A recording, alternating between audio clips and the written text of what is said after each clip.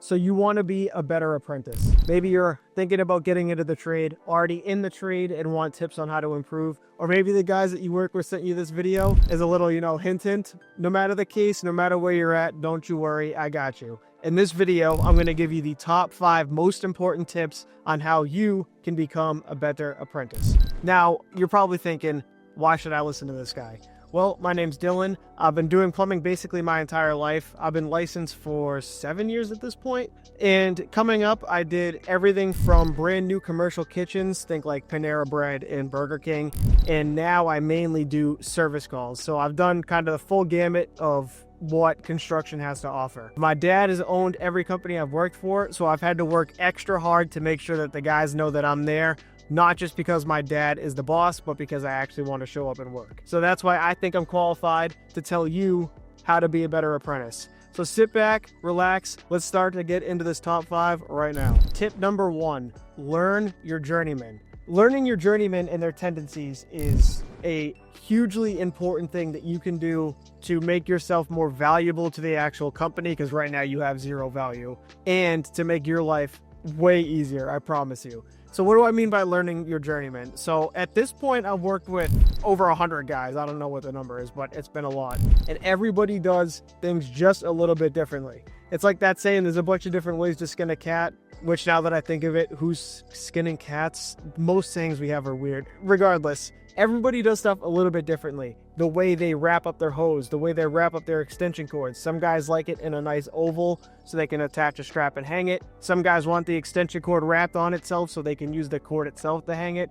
It's little things like this that are super important. It's gonna sound trivial and be like, why is that so important? It's an extension cord. Guys, I promise, a group of construction dudes, this is probably gonna get me a lot of hate, but a group of construction guys are bigger girls than a group of girls who gossip a ton. The smallest thing will make them freak out. It's the most bizarre thing, but I promise you, if you've been in construction, you know, guys are some of the biggest pansies about the most weird stuff.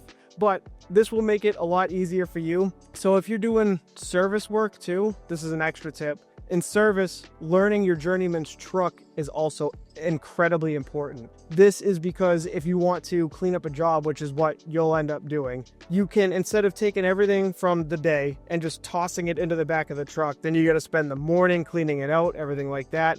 You can start to put things away exactly where they go. So the cleanup in the morning is a lot, easier, simpler. You can get out the door, be more productive, be more efficient, everything like that. That's super important. It's also, like I said, going to make you look more valuable. Like, oh, this kid knows me. He knows my truck. Instead of picking John, I'm going to pick him. I want to work with him because he's a good apprentice. I promise you, this is going to infinitely make your value greater, and the journeyman will be happier with you, which at the end of the day makes your life way easier. Tip number 2 is think ahead. What do I mean by think ahead? Exactly that. Think ahead. This is going to tie into the last tip pretty heavily. A lot of these tips will compound on each other. You don't have to implement all of them at the same time, but if you can start doing one here, one there, you'll grow better and better over time. Think ahead. So what I mean by this is when you're on a job and you're about to do something, we'll say you have a water line leak, 1/2-inch copper water line.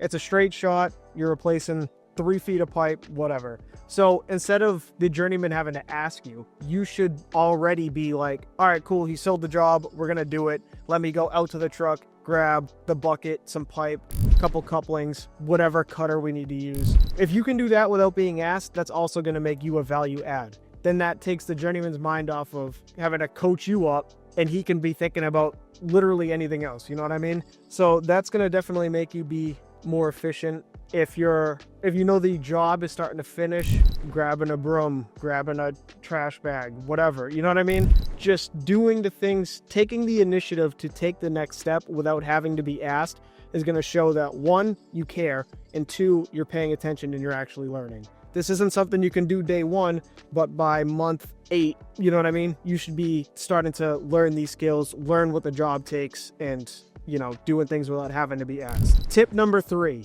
ask questions. This is a very important tip. So let's say now you're at, you've been doing it for a while, so your journeyman feels comfortable sending you off to do some little task. what you cannot do, if you do not understand said task, ask a follow-up question. I know this sounds obvious, but I don't know, in the moment, you don't want to sound stupid.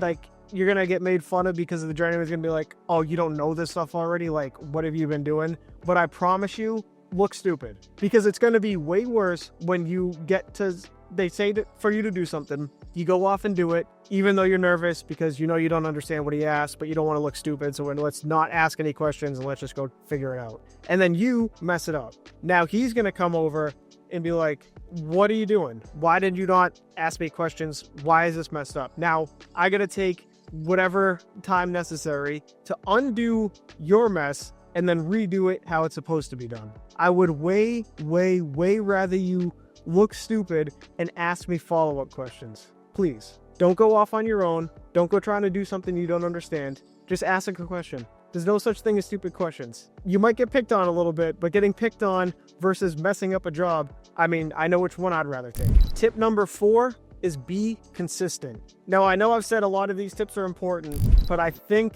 this might be the most important tip on here. I don't think I know. So if you're watching this in the background, peek up for the next 2-3 minutes, whatever, how long this tip is going to take. Pause. And listen to this tip. So I cannot tell you how important being consistent is, but I'm about to try. So I think it was Bill Parcells, let me know in the comments, that said the best ability is availability. If you are going out a bunch during the week, calling in sick all the time, oh, making excuses, oh my God, I feel so bad, you can't come in. You could take these other 4 tips in this list, be the best possible apprentice at these, but if you don't show up, I don't care. I'd rather the kid who's not as good, but he's there every day, than the guy who's awesome, but he's missing a bunch of time. Because that will screw, especially in service, it will screw people over way more than you think.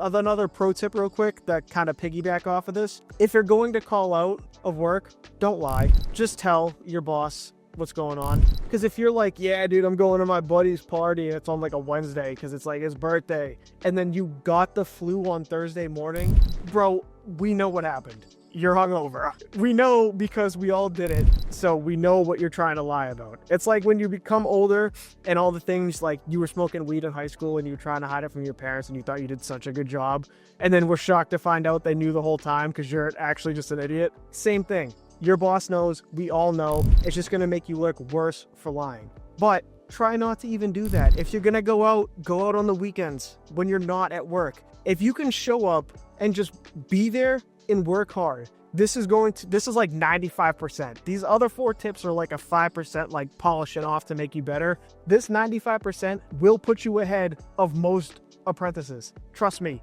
we go through a ton of apprentices. There's a kid we have who's not the smartest, but he shows up every day. And if I get to work late, he's with me. And that's all I care about. He's there. He's trying. You can't ask for much more than that. You know what I mean? So if you do one thing, just show up, dude. Because the amount of apprentices and kids, that's why, oh, kids these days, I don't want to work.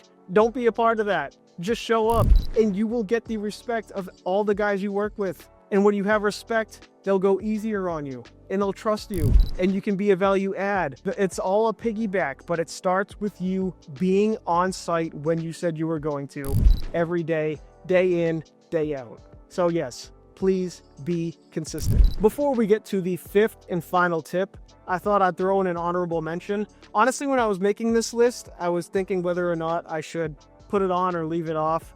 So I figured I'd throw it in as an honorable mention. I should never have to say this, but yeah, when I tell you I've seen it all, I have seen it all. Guys, as an apprentice, please bring basic hand tools and have a basic understanding of how they work. Yes, the fact that I have to say this is insanity. I'm talking understand what the lines mean on a level, especially if you're a plumber, for pitch. I'm talking, what do the little tick marks on a tape measure mean? Is that an 1/8? Is that 3/8? There's thousands of videos on the internet of how this stuff works. And I'm not asking for the most state-of-the-art 30-foot magnetized with a laser level tape measure. I just upgraded to a Milwaukee tape measure that was like 15 bucks like 3 months ago. Other than that, I had used an $8 Stanley my entire career. You don't need state-of-the-art. You just need good enough to work. and have a basic knowledge of how said thing works. I can't tell you how annoying it is if we have an apprentice who's like, oh, I didn't know I needed to bring tools. And say I'm up on a ladder, then I gotta measure it. Then I put the tape measure back, go down, hand it to him. Then he uses it to cut the pipe in the hanger or whatever. And then he's gonna pass me pipe hanger and I gotta grab the tape measure again. And if I'm like, depending on the job, this could be like 100 cuts. That's insanity for an $8 tool. You know what I mean? So just bring your stuff. The power tools are more company dependent. Some companies say they'll provide them. Other guys want to provide them. So I'm leaving that off. But basic hand tools and a basic knowledge of how they work. Please, on day one, show up with those things. Please. All right. The fifth and final tip.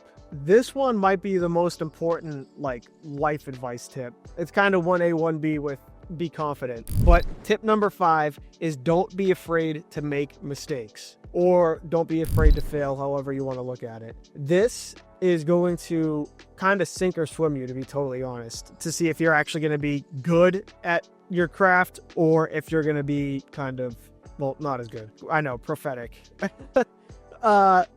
So making mistakes, it's one of the scariest things to do because you don't want to make a mistake. I mean, who sets out to make a mistake? But they happen.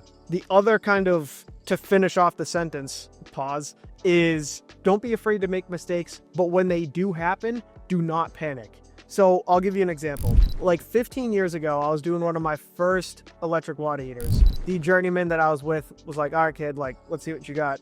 Go ahead, do it. So I had done the entire job. Drained out the old one, took it out, put in the new one, piped it, wired it. I was filling it up and I was so proud of myself. I was like, yes, I finally did this. Even though electric water heaters are not hard, but I was an apprentice. All right, cut me some slack. So I was like pumped. I was like, yes, let's go. So it was filling up. I was like, perfect. It's filling up. I got no leaks, at least on the cold side. Let me go turn the power on. I'm so excited. Let me make sure my wiring checked out. Boom. As soon as I turned the power on, the breaker instantly tripped. And I was like, idiot. Anybody who's installed an electric water heater knows that the tank needs to be completely full and all the air needs to be purged out, or else that element is going to dry fire and it's going to instantly explode. So bam, mistake made. This brand new water heater is now useless. It's not going to do anything.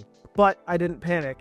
I understood the situation. It took, it was at the end of the day, like 2 hours worth of labor of going to get the elements and stuff and like $50 in parts or whatever. Not the end of the world. But I didn't panic and try to make it worse and get all frazzled and be like, oh my God, he let me do this, but I messed it all up and now this whole water heater and this whole job is gone. You know what I mean? You can't panic. And guess what?